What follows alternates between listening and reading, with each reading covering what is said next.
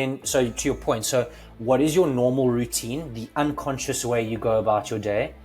And so you're going to brush your teeth every single night. You might, once you brush your teeth, get into bed and lay and read a book, or browse, hopefully not if you're prepping well for a good night's sleep, browse through your phone. Whatever that requires is to, in those daily habits, to include the things you're wanting to form part of a new habit. So exactly that. If you're going to be waking up at 5:30 in the morning to go and train, you would make sure that consciously when you wake up, there's not something extra to do that you haven't done before. So you would lay out your trainers with the socks on top of the trainers, as far as that, your shorts, your shirt, your towel, because you don't want a situation where you're getting ready and you're about to jump in the car at 5:30 and you go, oh, I don't have a gym towel to shower afterwards, or I don't have my shower gel, or I don't have my laptop bag to go straight to the office.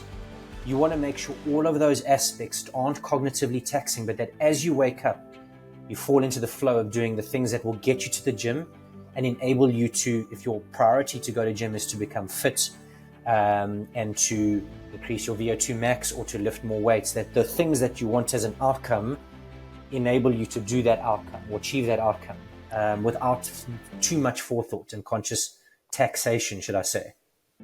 Do you have bad habits? And no matter how hard you try, you just can't shake them. Have you achieved your goals in 2024? Or are there still some goals left on the table? Do you find yourself being the best version of you, the most productive version of you? Or are you trying to do 5 things at once in an effort to be more efficient, but in actual fact taking longer to achieve what you want? These are all topics included in today's episode with Robert Pearse. Robert is a director at Connemara, which offers brain-based performance solutions that provide people with enhanced capacity, insight, clarity of purpose, as well as performance. And we address exactly these issues, such as how to change bad habits, what are actionable steps that we can take to create new habits, new positive habits, as well as myth busting, like is multitasking actually good? Can we actually multitask successfully? And tips on how to be as productive as possible during your day. This is a crucial episode for anybody that's interested in being the best and most productive version of themselves. Please like, share, subscribe, and enjoy.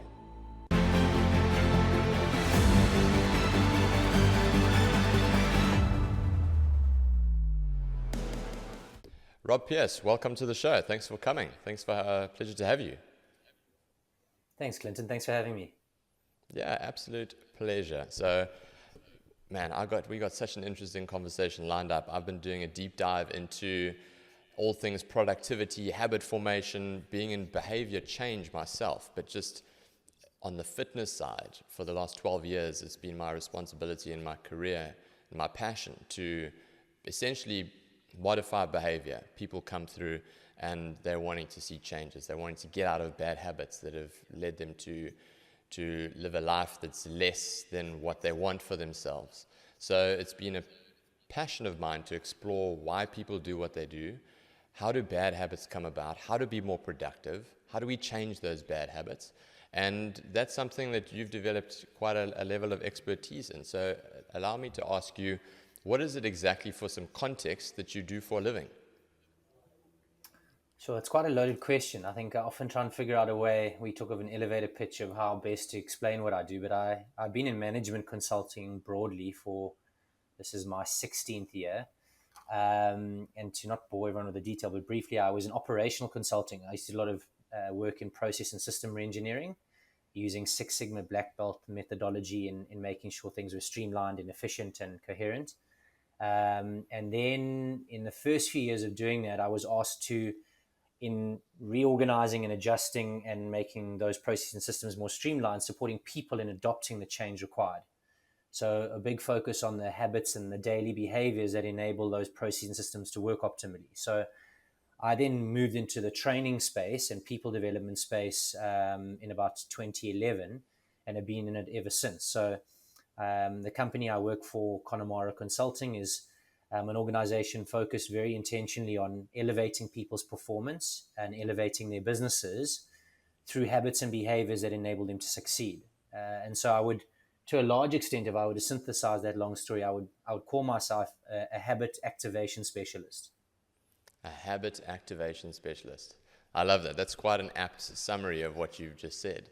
And I think it's something that's very relatable to everybody because we've all got good habits and we've all got bad habits, right? And Absolutely. and it's been something that's been quite well researched and documented. People who follow self-development books, we're going to get into things like The Power of Habit is quite a well-known book, as well as Atomic Habits more recently, James Clear. But let's start with that. Let's start with habit formation. Why is it so difficult for people to change habits, to break bad habits? Yeah, it's such a great question. I think so many of those things you've touched on, particularly, I mean, I love those deemed self-help books because they provide a lot of insight into human behavior and why we do the things we do. But I've been fortunate enough over the last 7 years to work very closely with the Neuro Leadership Institute. So our business, Connemara, represents the Neuro Leadership Institute South Africa and Africa. And so I've had access to some of the latest and neuroscience research out of Ivy League institutions like Harvard, Yale, MIT, Berkeley, and the like. So just to answer your question directly, the neuroscience is fascinating because more has been uncovered in the human brain in the last 10 years and the 100 years that preceded it through technology. You know, fMRI scanners can be put in someone's head, and in a conversation I'm having with you, you can start seeing which parts of the brain light up when you ask me questions around people, connection, around problem solving. And so there's some really insightful stuff there. But to answer your question, Clinton, there's two major things that affect people from adopting new habits. And it's the brain's central organizing principle. So first is, primarily speaking, our brain is scanning the environment 5 times a second for social threat and reward. And that's to keep us safe and alive. So the brain is, in essence, trying to keep us alive and protect us from harm. And if you think about our ancestors and our primal way of functioning, if you weren't part of a crowd or an in-group or a social community, you didn't have access to food, to shelter, to security from the bad, you know, be it predators and the like. You didn't have access to sexual partners, and to a large extent, your livelihood was at risk. Now, in today's day and age, we have less physical threats, but far more social threats that play out in the brain. And the brain can't distinguish physical from social threat. So there's a part of the brain in your limbic system called the ACC, the anterior cingulate cortex. And what neuroscientists have found out is that when you slam your fingers in a car door and you feel that excruciating physical pain, that part of the brain lights up. But when you get excluded from a wedding you thought you should have been invited to from a close friend, or you weren't included in a meeting, or friends in a bar start talking in a corner quite secretively about something, the same part of the brain lights up and you feel socially threatened. And so our brain's continually craving social acceptance. So more often than not, the habits we're looking to display sometimes don't align to what we think community demands of us or what our social context or constructs are asking of us, but we're wanting to maybe break away from the mold. And the second thing is the most critical in this brain central organizing principles. The first is the brain is craving social acceptance and reward. The second is that our brain is inherently lazy. And that's because the brain is one of the most energy sapping organs in the body. It requires a lot of glycogen, a lot of glucose. I'm sure you know this in a lot of your fitness and training, data, that the prefrontal cortex, that thin layer in the front of your brain, which is used for logical thinking, problem solving, your rational way of engaging, actually gets debilitated very, very quickly. Almost within 20% of conscious thought, your brain starts switching over to your limbic system and your unconscious brain to go on autopilot. So when you're asking your brain to do something new and requires you to do new things that are uncomfortable, it's trying to move it to the unconscious and just do what you used to do. And that's why when people say you need to form a new habit, as James Clear says, you need to do that compounding effect, that habit stacking, so that one links to the nether, that one action links to the next and to the next and to the next. So there's not so much conscious thought that goes into it, because then it becomes debilitating. Your brain flips into the unconscious and you do what you used to do prior. Yeah. So that habit stacking was one of the big things that I took away from that book, funnily enough. And I'm trying to Yeah, remember exactly how it went. It was something along the lines of, so let's say I want to start going to the gym, okay? And I'm going to gym yeah, in the morning before work. So one of the best things that I can do the previous night is to then attach an action to an existing action. So for example, after I've brushed my teeth, I then make sure that I lay out my gym kit next to the bedside. Am I absolutely. understanding that correctly?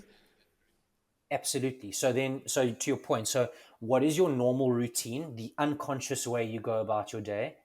And so you're going to brush your teeth every single night. You might, once you brush your teeth, get into bed and lay and read a book or browse, hopefully not if you're prepping well for a good night's sleep, browse through your phone, whatever that it requires is to, in those daily habits, to include the things you're wanting to form part of a new habit. So exactly that. If you're going to be waking up at 5:30 in the morning to go and train, you would make sure that consciously when you wake up, there's not something extra to do that you haven't done before. So you would lay out your trainers with the socks on top of the trainers, as Yeah, far as that, your shorts, your shirt, your towel, because you don't want a situation where you're getting ready and you're about to jump in the car at 5:30 and you go, oh, I don't have a gym towel to shower afterwards, or I don't have my shower gel, or I don't have my laptop bag to go straight to the office.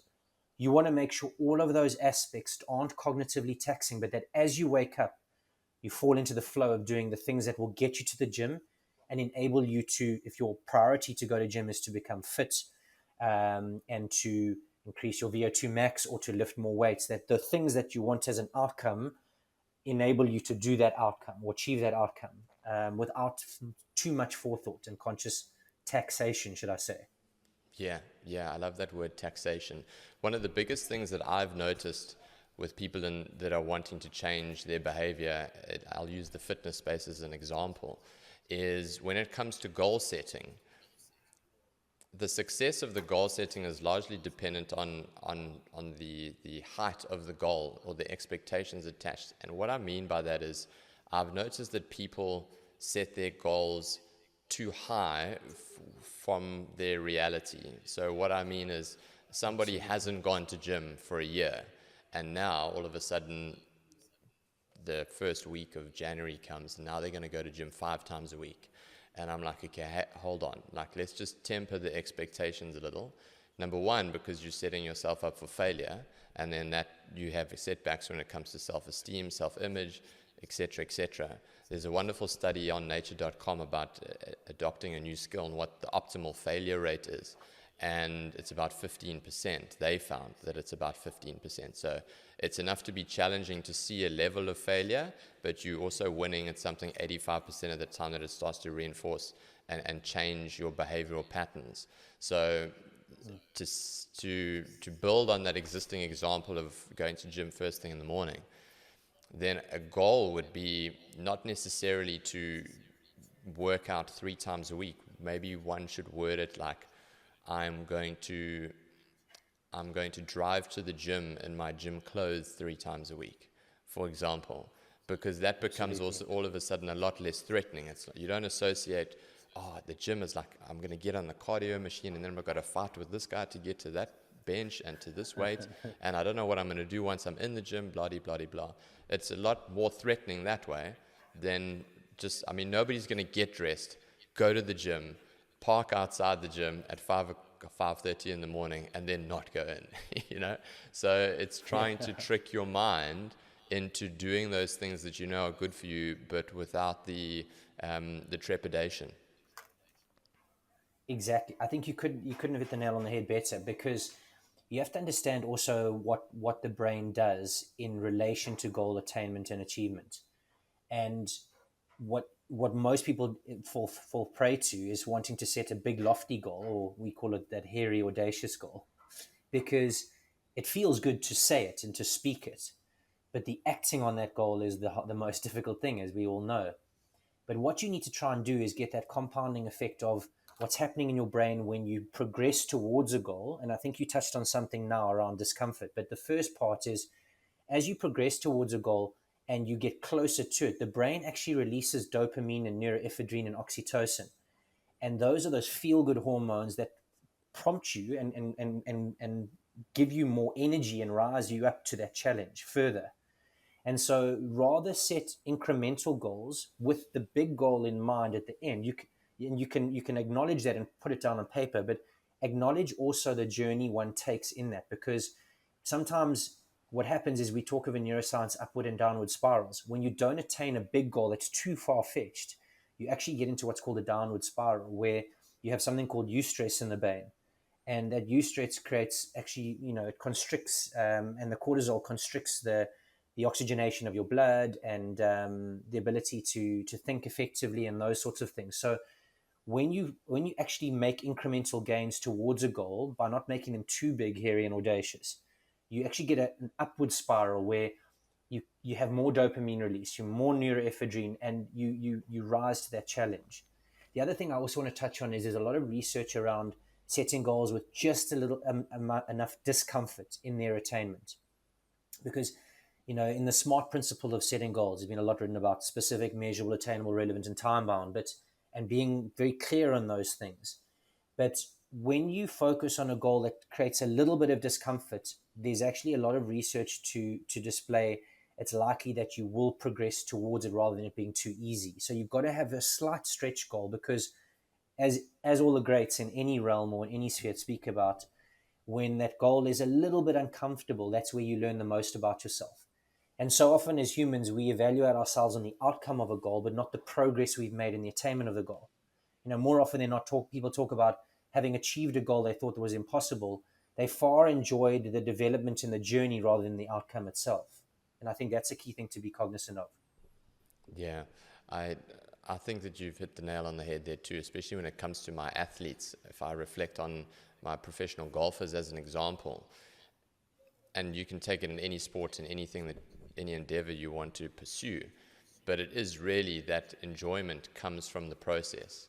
And then sometimes what tends to happen then is you achieve, let's say, the goal, and there's that level of expectation, and there's an assigned amount of euphoria to what you think you should feel when you achieve that goal. And then when you get there, it's almost like, this is actually not how I thought I would feel. Like in my mind, it was way more euphoric when I achieved that goal versus reality. Yeah. And then there's that feeling of like, okay, well, what's the next thing? And I think that's what personal growth is, because you've taken that first step, you've achieved a goal, but then now you've realized, okay, the feeling that I was actually after is not really there. And then you get more committed to the process, and you're like, okay, well, what's the next goal? The next goal is X. And then that's how people can transform their lives over a matter of months, years, decades, etc. And it speaks to setting small, obtainable goals with a certain level of discomfort that's challenging enough, and then committing to that process over a long enough period of time. And one of my favorite quotes is people overestimate what they can achieve in a year, but they underestimate what they can achieve in 10 years. And I think that's that compounding effect of healthy habit formation. No, absolutely. So let's chat about, you've got somebody who's coming in and they say to you, Rob, you're in an elevator, and they say, Rob, give me 3 things that I can do today that's going to help me with changing this bad habit that I've got, whatever it might be. What's the advice that you would give to somebody in 3-point, 2-point, 1-point format that they can take away with them and apply today? Well, that's a good question. So we in neuroscience at the Neuro Leadership Institute have a concept, and it's around individual habit formation called capacity, motivation, and bias. And we always talk of this CMB based principle. And I like to use some stories and examples of people I respect, either in the sporting realm or in captains of industry and business, or just broadly people who I'm inspired by in different ways. But you will never be able to, and I mean this wholeheartedly, embed a new habit or a sustainable habit unless you create the capacity and the prioritization of that habit. And for those of you who, I'm an avid runner, if you know Eliud Kipchoge, he said something quite profound, which it always resonated with me. And they asked him, what do you attribute your success to? And he said, vitamin N.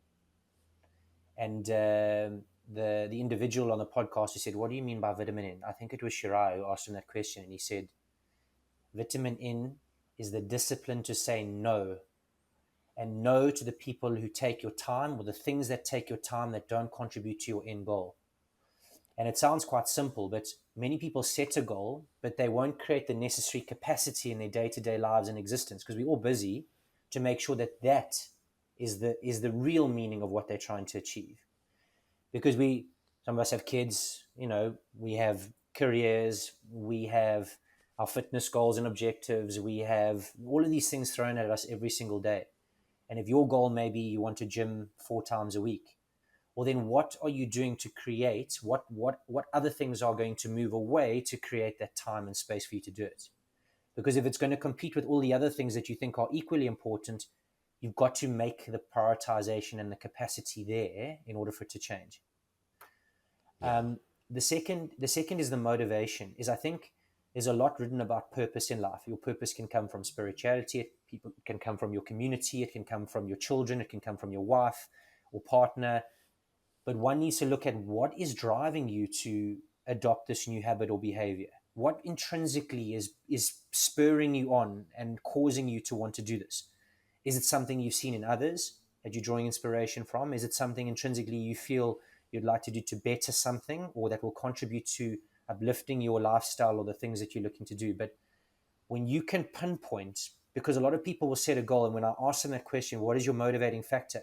They haven't looked intrinsically and asked themselves that tough question around, what is the void I'm trying to fill? What do I not have currently that this will give me? Because if you can articulate that in one sentence, more likely you will realize why it is a priority. And I see this often with people in business. So I say to them, how are you going in the application of being more empathetic with the teams you lead? And they go, I haven't actually even checked in with them in the next 3 weeks, well, in the last 3 weeks. And I say, well, but why haven't you done that? And they say, we've just got huge strategic priorities we're working on right now. But that was the goal they set them. And we delve into the motivating factor on empathy. They said they needed to display more empathy because the employee engagement surveys, that was the number one criteria they needed to focus on to improve the way they led others. And it was affecting their ability to progress into more senior positions. So when you look at that as a motivating factor in itself, it could be your earnings potential, it could be your future in progression in this corporate. But motivation is very, very key. And then the last is bias. We talk of bias because many people have self-limiting beliefs. We talk of things like imposter syndrome. We talk of things about how we've led our lives in the past.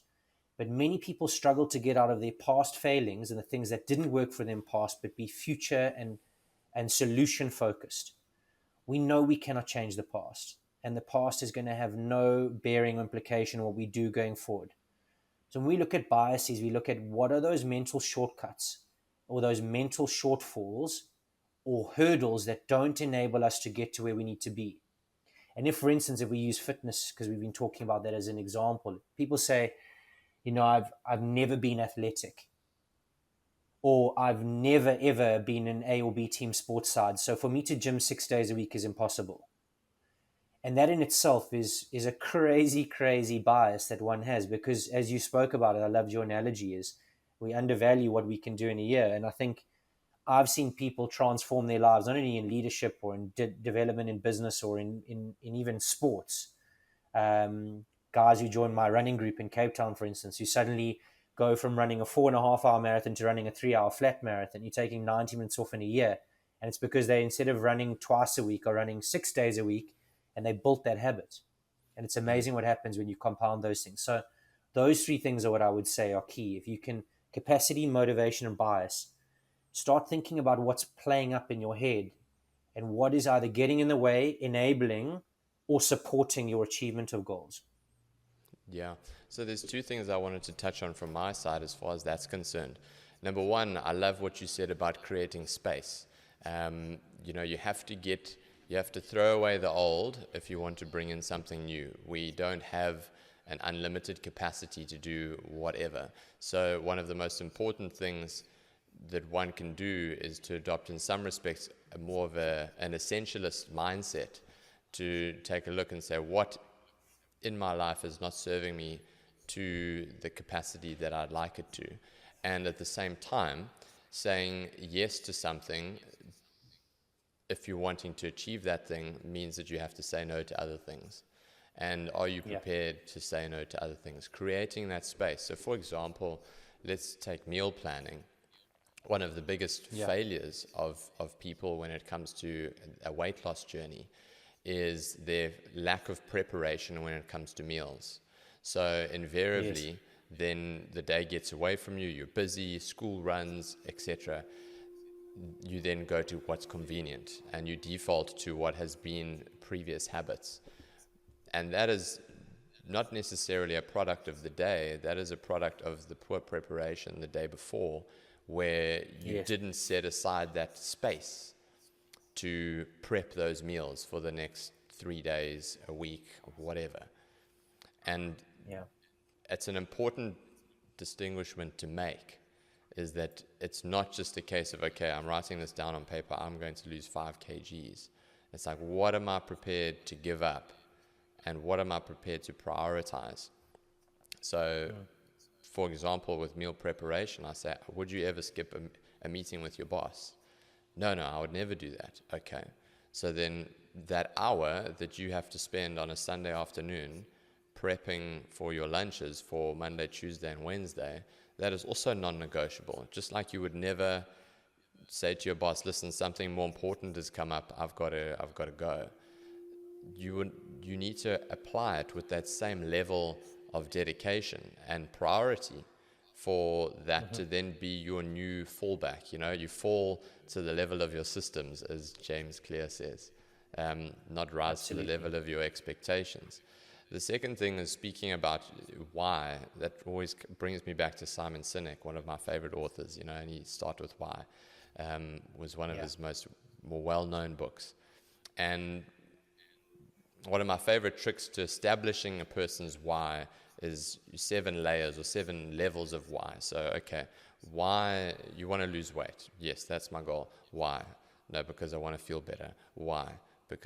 And then you ask why for the next, until you get to the bottom, however many layers it takes. 5, 4, 6 levels, 7 levels. But if you keep peeling away the onion, eventually you're going to get to the crux of what your real why is that you feel in your gut. It's like something that's it's just like unmistakable, that feeling and what that is. And that's the driving force, and that why that I think you're referring to from a motivational standpoint. You mentioned another thing about making space, and what that means also is a nice segue into productivity. So being able to be productive with our time in the day. What does it mean, especially in the context of 2024? Things have changed so much since COVID in the workspace, and how we evaluate productivity. What does it mean, in your opinion, to be productive? Yeah, that's a great question again. I think for me, it's distilled into discipline, because what you've just mentioned now it's inextricably linked in many ways. Because you use the analogy of meal planning. The irony is you'll end up, if you don't meal plan on a Sunday in order to achieve your goals of weight loss, if that's the primary goal and objective, or to be, aesthetically, appealing or fit, or whatever your driver is for weight loss, to look good with, on the beach in December. There's some people as superficial as that. But unless you have the discipline in the attainment of that goal, it's going to be an issue in terms of you getting closer to it. But the irony is we don't plan, and we don't plan, the old expression of you plan to fail, means you'll end up spending more time downstream doing other things, like trying to get to convenience food, or on your Uber Eats trying to figure out what you want to eat for lunch. And the irony is you'll spend more time trying to fill that void, having not done what you should have done, which would have actually saved you time in other facets of your life. And so when I think of productivity, I always think about the discipline in making sure that what is of utmost importance to you and your prioritization comes first, and the other things come later.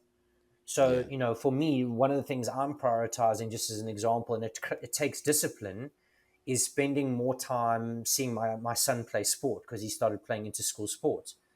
And so what I do is I know that some of his inter-school sports on a Wednesday afternoon and he plays tennis on a Thursday afternoon, is I tell my team, it's a discipline. I say to them, guys, from 3 until 4:30, no booking, no meetings in my diary. And if clients say, push the envelope and say, I say, guys, I'm sorry, this is something I've carved out.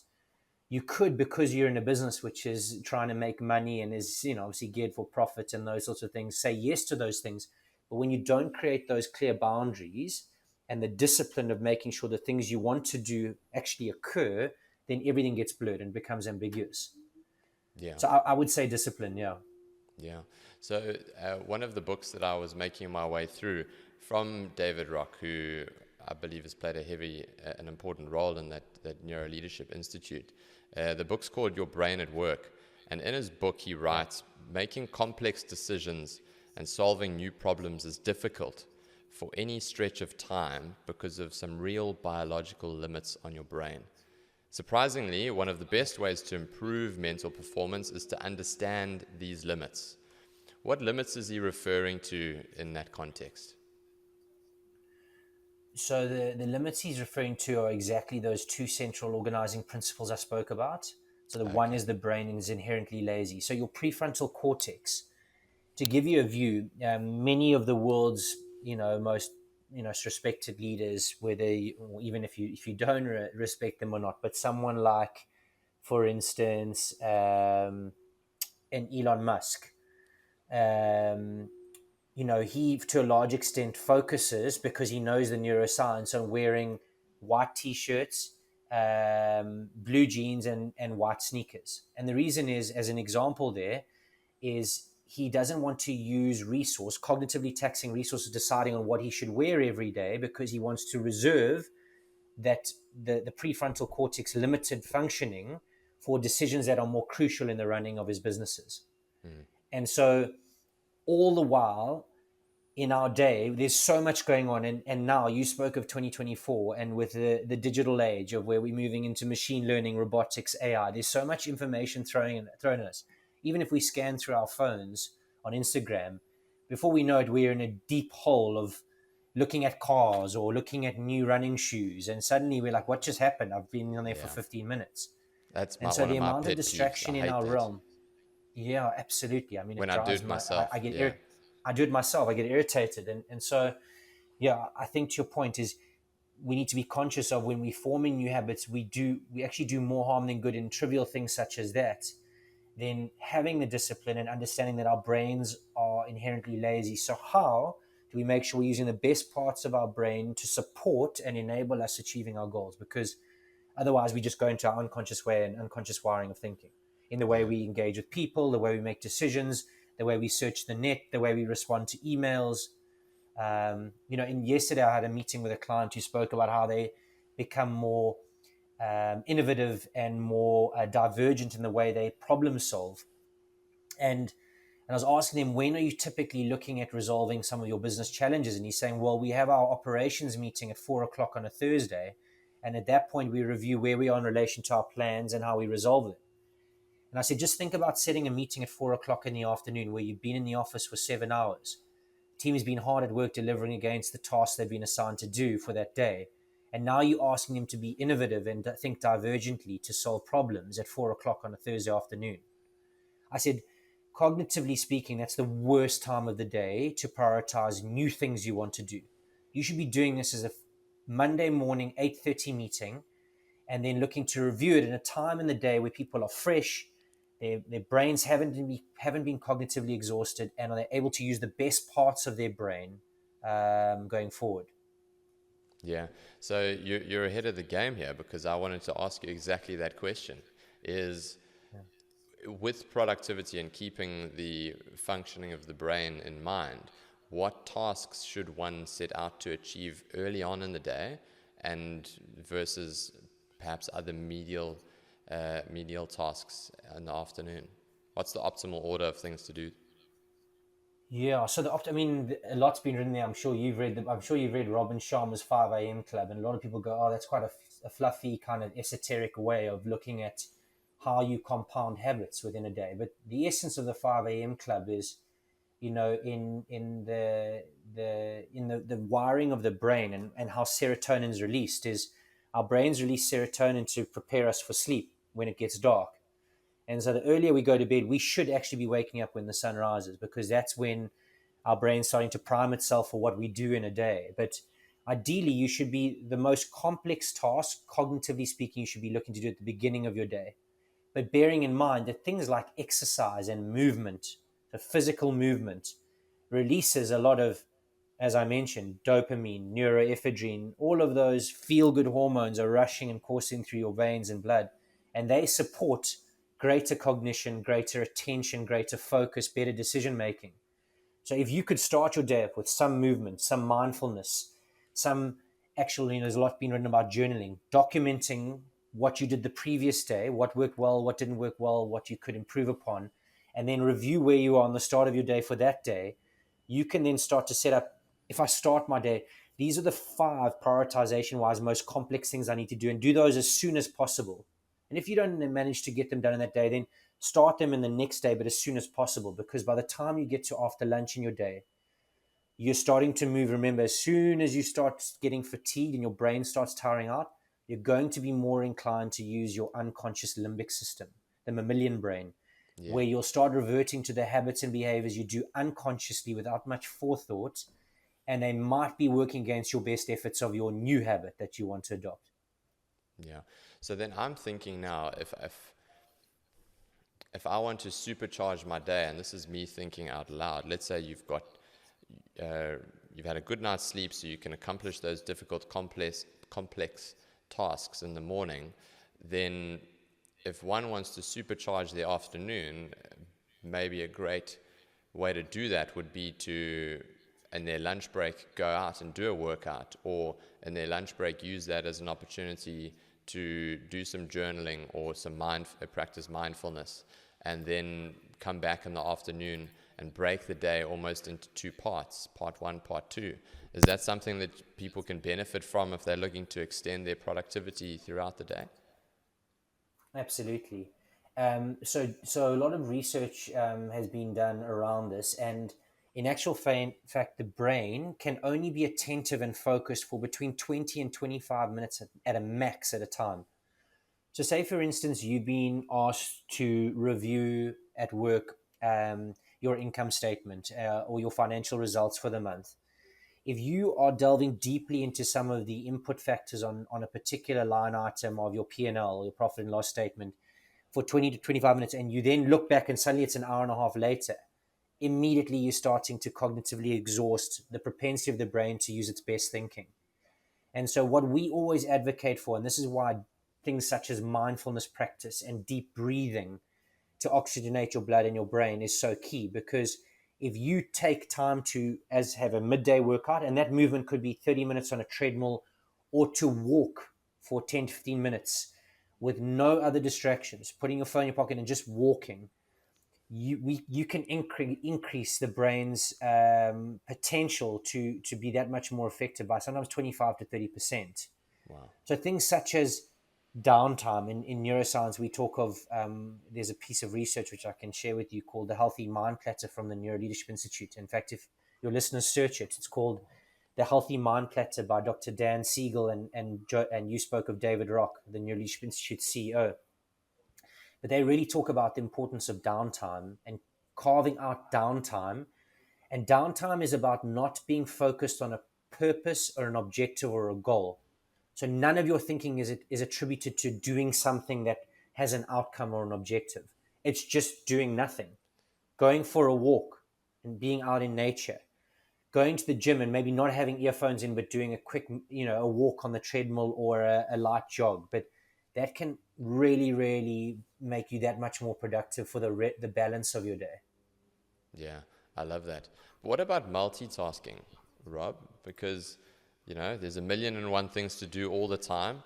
And with everything pulling us in different directions, cell phones, laptops, other people, it must be it is quite easy to have 3 or 4 things going on at once. So what about multitasking? Can we multitask? Is it the most productive way of getting things done, or should we take things one thing at a time? So sure, we do so much work around this, particularly around prioritization and around purpose at work. We do a lot of work with organizations in that, but just so everyone knows, multitasking is a fallacy, and it's not possible because the brain is not designed to perform more than one task at a time. Interestingly enough, a recent research article out of Harvard and Harvard Business School shows that the brain can only recall three things at any given point in time and apply one effectively. So the moment you try to start doing multiple things at any given point in time, the efficacy diminishes by almost 80 to 90% in the other things that you're doing that Wow. aren't your major priority. That's actually called something in the brain they call switching, where you switch between tasks, but you're not doing them as effectively as they should. So the whole all the jokes around, often in organizations they say, no, but women can multitask, and all the women Mm. love that. Men can't, and that's the big joke. And I think a lot's been said about that, but no, all human brains are the same, regardless of whether you're a male or female. Just to let everyone know, but multitasking is not possible. And if you are doing it, I would advocate that you stop immediately. Once again, it links quite closely to what we spoke, Clinton, around prioritization and capacity building in order for a habit to be done effectively. If you're not focused and prioritizing on that habit in that moment, and you're trying to switch, as they call it, between other tasks, you're going to find that you won't do it as well as you should. Yeah, one of my favorite analogies from Your Brain at Work from David Rock was he used the analogy of a stage, and there being different actors Yes. on the stage, and your brain is the stage, and then the actors are the different things that you're thinking about, or the different things that are competing for your attention. And Yes. it was such a great visual for me personally, when you've got too many people on stage, yeah, and Yeah. it's not clear. How can you be clear if you're trying to watch 4 or 5 different characters all doing different things at the same time? And it's just inevitable that one's going to drop the ball, isn't it? Absolutely. And one of the things we do, and we talk of habit activation, is we talk of, if you can't recall something, you can't apply it. And if you can't apply it, it doesn't become unconsciously competent, something that you do unconsciously every day. So as you, with your clients, as you can imagine, they get into that compounding effect you spoke of if I wake up at 5 o'clock from Monday to Friday to go to the gym or to exercise, that becomes, after a few months, that just, you wake up at 4:30 without even your alarm going off. It just becomes the natural wiring. Yeah. But what happens with too many people, with too many individuals, they set too many priorities, and in essence it becomes blurred. The lines become blurred, and then by virtue of having too many things one has to recall, you don't adopt them. And if you don't adopt them and do them with rigor and with focus and with intent, they don't become unconsciously competent. And that's Yeah. the issue with many individuals today with multitasking. You say to them, what are your priorities this year? And I'll talk to a leader, and they'll debrief with a conversation with one of our coaches, and they'll say, well, I've got 6 goals that I want to achieve in the next 6 months. And we talk about, well, how are those 6 goals going to contribute to your 4 KPIs? And they go, well, these three will, but these three are kind of auxiliary. Cut the auxiliary. You don't need the auxiliary. Take the Mm. 3 things, put all of your effort and endeavor into those 3 major goals. And with relentless focus, not only will they be front of mind every day, but you'll go full throttle towards achieving them, rather than trying to recall the other things in amongst it, and becomes a hurried mess. Yeah, clarity of vision. I think most people, Yeah. one of the most important things is to know what you're aiming at, right? We go through Yeah. life and we go on the day to day, many people oblivious to what they're actually aiming at. And then what happens in that instance is that you then become part of somebody else's movie, and not creating your own. You know, you become an actor in somebody else's movie whose vision is clear. And I think that that's one of the most important things that anybody can do, is to be clear on what it is exactly that they want to achieve in any respect, Yeah. completely. Yeah, and I think also that's a tenet of, or it's a characteristic trait of many individuals. And I spoke about this earlier. Is we get so engrossed in living in our past. And I love the quote of Lao Tzu, the famous philosopher, where he talks about those who focus on the past are living in stress. Those who focus on the future are living in fear, and those who are present are at peace. Mm. And I think one of the things that we often get engrossed in setting goals and objectives is we're trying to fix something from our past, or we're trying to overcome something that we didn't like about ourselves, or that we think we need to drastically change. But if we could shift everything to being in the present and then acknowledging that we have goals and ideals and ways of being that are future focused, move towards that future.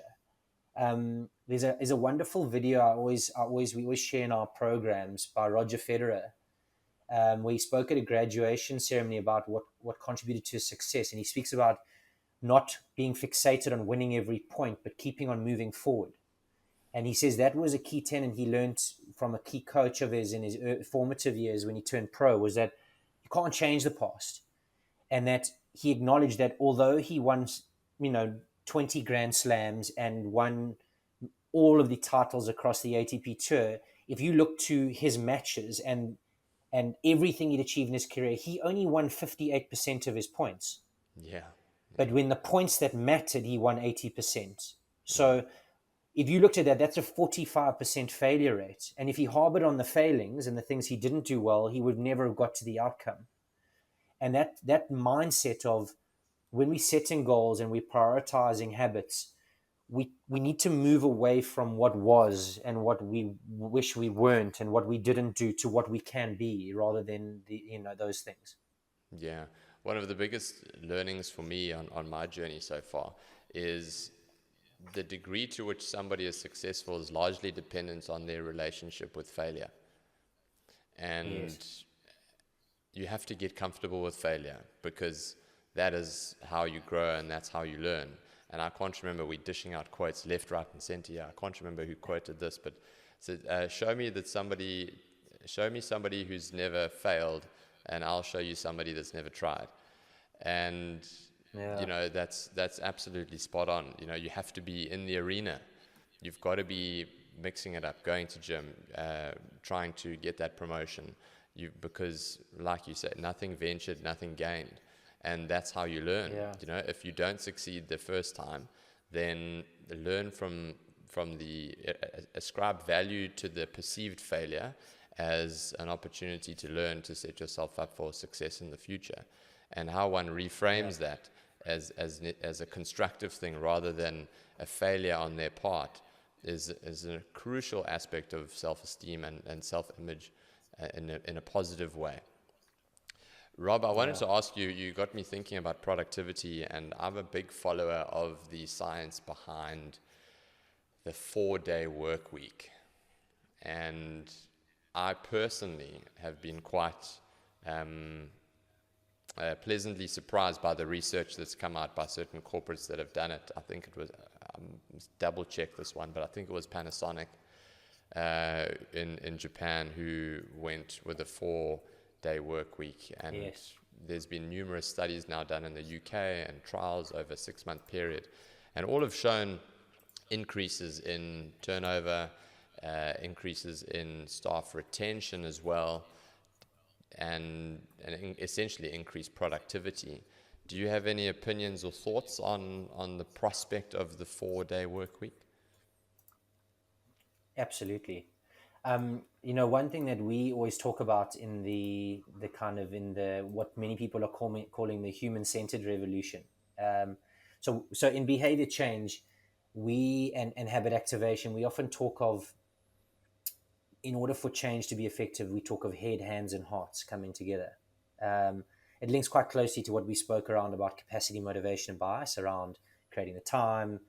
Where is this coming from? What is your deep purpose and your why that behind doing this? And what are the things that are the stumbling blocks or the inherent self-doubts or imposter syndrome type thoughts that affect our ability of getting there? But if you think about the industrial revolution, in terms of process efficiency and outputs and achievement of goals, that was very much around the hands. Most resources were employed for their level and ability to produce. So to produce in fact, manufacturing environments, what was the output in tonnage or in equipment and machinery. So you were hiring people based on their ability, their labor, their hands.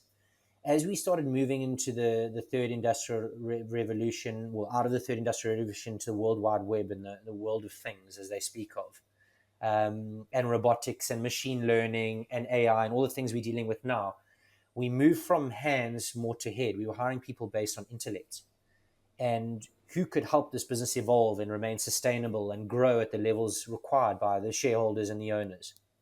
Now we're moving into an interesting stage, what people are calling the fifth industrial revolution, which is the human-centered revolution.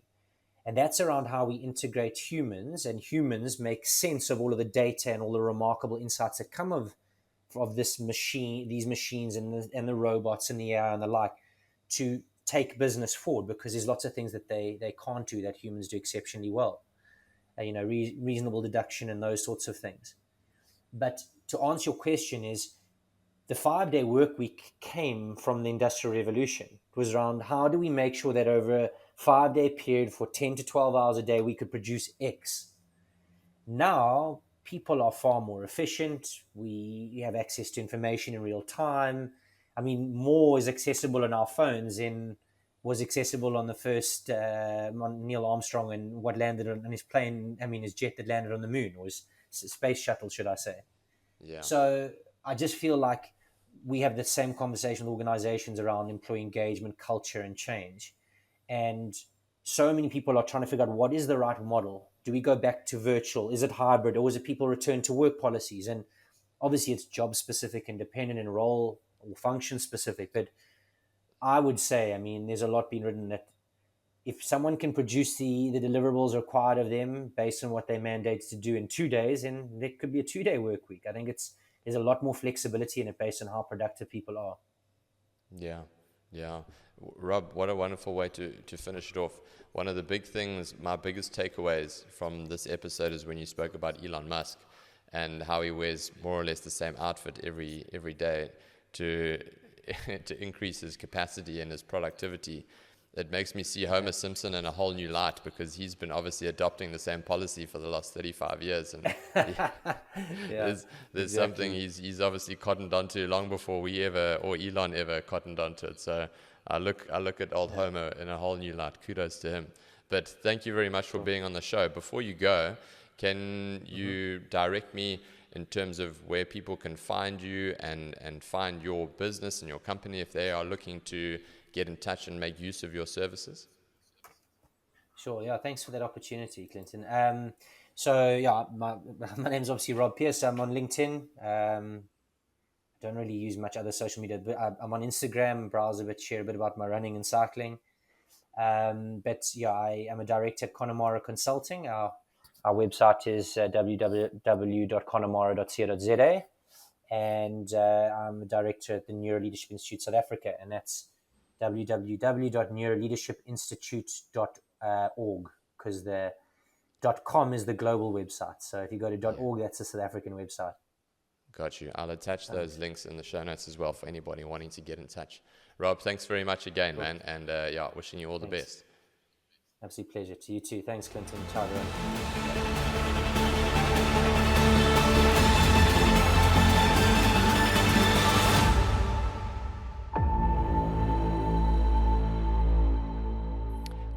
Not so fast. It is such a cool feeling when I see that Spotify subscribers number increase on the weekly, when I see the number of people listening to the episodes going up, and it really makes a huge difference. Have you ever done something and you feel so good when you get rewarded by some positive feedback and you really feel like you're making a difference? That's what it means to me, and that's how I feel. And it goes a long way. If you like the show, share it and subscribe it. Thank you humbly, and I'll see you next week.